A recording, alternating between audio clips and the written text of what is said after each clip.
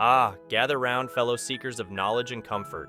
Today, I shall entertain you with a tale as old as the hills, or at least as old as the modern office.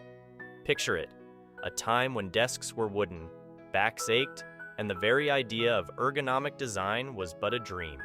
Yes, dear friends, we're diving into the invention and origins of the illustrious office chair.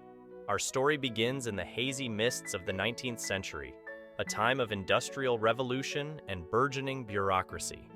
As factories hummed with activity and paperwork piled high, the good folk of the working world found themselves in need of a seat fit for the demands of their newfound labor. Enter one Charles Darwin. No, not the renowned naturalist himself, but rather his cousin, the illustrious naturalist inventor/genius, Charles Darwin the Younger. Yes, he did exist. In 1849, this ingenious Darwin embarked on a quest to alleviate the discomfort of his fellow clerks at the British Patent Office.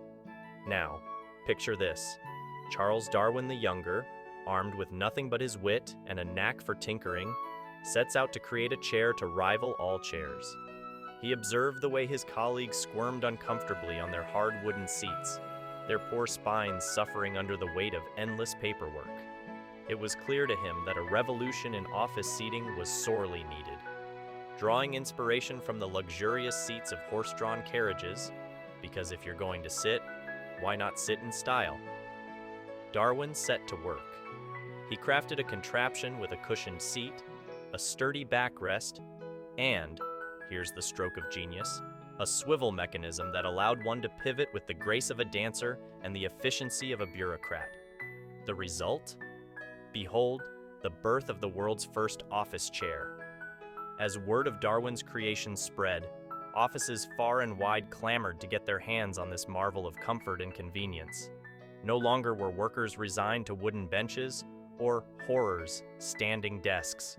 With Darwin's invention, productivity soared, creativity blossomed, and backs rejoiced in newfound relief. But the tale doesn't end there, dear friends. Oh no.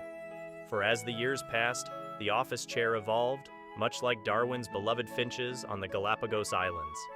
Designers tinkered and toiled, adding adjustable armrests, lumbar support, and even massage features, because why not indulge while you work?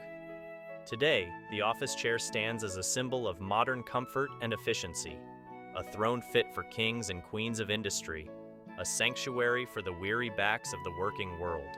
So, the next time you settle into your cushy swivel seat, take a moment to thank Charles Darwin the Younger for his ingenious invention.